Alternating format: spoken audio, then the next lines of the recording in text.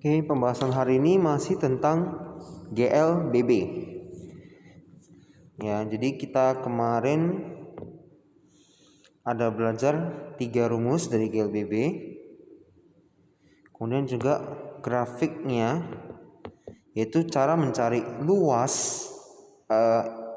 cara mencari jarak S jika persoalannya disajikan dalam bentuk grafik adalah mencari luas bangunnya. Bila luasnya seperti ini, maka dia bentuknya trapesium. Maka S sama dengan luas trapesium. Bila bentuknya seperti ini, maka S sama dengan luas segitiga.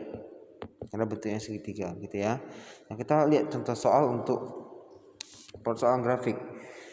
Perhatikan grafik berikut ini. Dari grafik di atas tentukanlah. Oke. Jarak tempuh gerak benda dari T 5 second sampai T 10 second. Oke, ditanya jarak tempuh, berarti S ya. T 5 sampai 10 second. Berarti dari sini sampai sini. Kita zoom sedikit. Dari sini sampai sini ya. Berarti apa ini bangunan yang terjadi? Ada 2 bangunan segitiga. 1 yang ini, yang atas, 2 yang bawah. So, kita hitung dua-duanya. Untuk yang atas, sesuai rumus segitiga, setengah kali alas kali tinggi. Berarti setengah kali 3 kali 40 ya.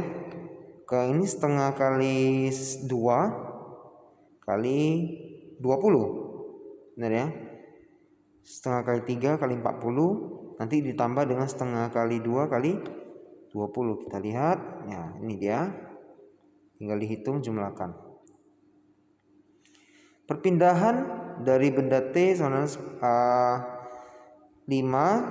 sampai T sama dengan 10. Nah, waktunya sama persis.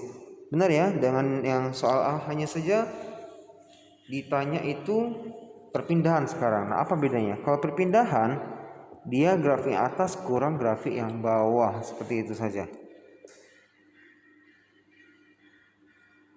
Oke. Nah, kenapa di atas kurang bawah ya? Karena ini kira-kira seperti gini. Kalau kita belajar di topik-topik yang sebelumnya, yang topik jarak dan perpindahan, pertama kali kita belajar konsep jarak dan perpindahan itu, kalau misalnya ada contoh soal orang misalnya dari sini berjalan ke sini, kemudian dia berjalan balik. Nah, apa perbedaan dalam mencari jarak dan perpindahannya? Maka jaraknya adalah ini sampai sini tambah ini sampai sini kan. Sedangkan perpindahan hanya ini kan. Benar ya? Nah, maka itulah alasannya kenapa perpindahan itu dikurang. Jadi grafik atas sama grafik bawah itu ini sama ini, balik, pergi ke sini dan berbalik. Jadi grafik di bawah menandakan dia berbalik arah. Nah, makanya dikurang. Kalau jarak kan dia ditambah saja, nggak mau tahu kan mau arahnya berbalik atau gimana ya. Contoh soal berikutnya, grafik kecepatan terhadap waktu sama. Tentukan besar kali ini ditanya percepatan, bukan jarak, bukan perpindahan. Kalau jarak dan perpindahan tadi ditarik luas bangun. Kalau percepatan apa? Dibagi ya. Dibagi apa? Kita langsung lihat contohnya. Percepatan dari A sampai B. Kita zoom sedikit. Dari sini sampai sini, kalau ditanya jaraknya tadi udah bisa ya. Yaitu setengah kali alas kali tinggi karena segitiga. Setengah kali 3 kali 2. Nah, tapi kalau percepatan, justru dia dibagi. Tingginya dibagi alasnya. Gitu saja. Sumbu Y-nya dibagi sumbu X-nya dari segitiga ini. Jadi ini kan 2, ini kan 3, berarti 2/3. Berarti dia GLBB dipercepat namanya, karena dia percepatannya positif ya. Oke, B sampai C. Persegi panjang. Nah, tapi ini gini ya. Dia bukan ambil ini bagi ini, bukannya. Dia sebenarnya kita lihat garis ini. garis ini karena dia start dari sini sampai sini, maka dia ini begini. Tapi kalau ini startnya untuk BC sampai akhirnya ini, dia kan garis lurus nih, horizontal lurus. Berarti dia tidak ada ketinggiannya kan? Berarti secara ketinggian 0. Berarti 0 bagi 4, 0. Nah, makanya 0 saja garis lurus. Berarti dia GLB, tidak ada percepatannya, percepatannya 0. Artinya di sini apa yang terjadi? Di sini tadi dia gas, makin lama makin kencang mobilnya. Kalau dia naik mobil ya. Sampai di sini apa? Kecepatannya tetap slow, dia slow. Jadi dia nggak gas, nggak rem, tetap saja. Nah, sampai di sini udah bisa dibayangkan gasnya makin ya daripada yang A, B ya.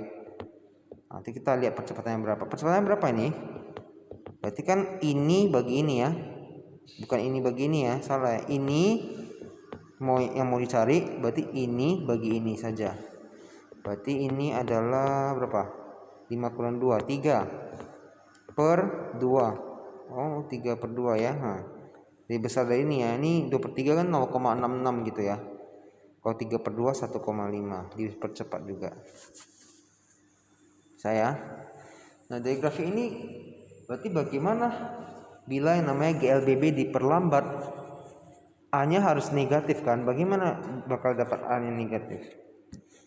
Kalau dia turun ya. Kalau dia turun, A-nya negatif. Nah, bagaimana mendapatkannya? Jadi gini, saya balik lagi ke saya lihat dulu. Oke, nah.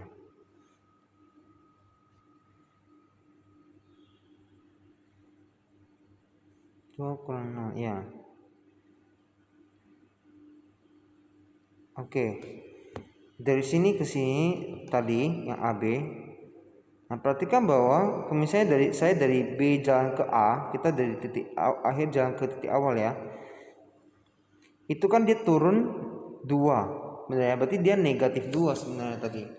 Negatif 2. Kemudian dari sini mau jalan lagi ke kiri 3, berarti dia negatif 3. Ya, di diagram sumbu X sumbu Y gini, diagram kartesius gini kan kalau dia turun itu kan negatif ya, kiri negatif juga, kalau kanan itu kan positif atau ke atas itu kan positif ya. Jadi negatif bagi negatif 3, negatif 2 bagi negatif 3, makanya jadi positif. Ini juga negatif 3 karena dia turun dari D jalan ke C ya, negatif 3 bagi negatif 2, 3 per 2 positif. Nah, bila dia ada grafik yang turun begini, misalnya ini ada sambungannya E lagi ya, dari sini turun ke sini, berarti kita bayangkan dari E ke D, dari posisi akhir ke posisi awal ya, kita ambilnya ya acuannya. Maka dia akan ke kiri, untuk X nya dia akan jalan ke kiri, dan ke D sini dia akan jalan ke atas, berarti dia akan negatif bagi positif, maka dapat negatif. Nah, itu cara pertama. Nah, sekarang cara kedua adalah menggunakan yang seperti saya tulis di sini, yaitu kita ambil titik awal dikurang titik akhir saja, kita ambil koordinatnya. Jadi ini A, koordinatnya adalah 0,2 ya. Nah, sedangkan yang B ini koordinatnya adalah 3,2. Nah, berarti kita ambil Y-nya dulu. Berarti Y tadi yang A, kita ambil B kurang A aja ya. B-nya tadi Y-nya 2, A-nya 0. Berarti 2 kurang 0. Sedangkan untuk X, B-nya tadi 3, X-nya 0, 3 kurang 0. Bisa juga. Sebenarnya ini cara yang sudah kalian pelajari di SMP, mencari gradien. Yang seperti yang ini CD, berarti kita ambil titik D kurang titik C. Kita Y-nya dulu ya, kita selalu sumbu Y bagi sumbu X. Jadi Y-nya dulu. Sumbu Y untuk titik D adalah 5, C 2, berarti 5 kurang 2. Sedangkan kemudian untuk X-nya, D-nya 9, C-nya 7. Berarti 9 kurang 7. Boleh juga. Ya. Oke. Nah, ada soal lagi, tentukan jarak tempuh. Nah, ini soalnya mirip.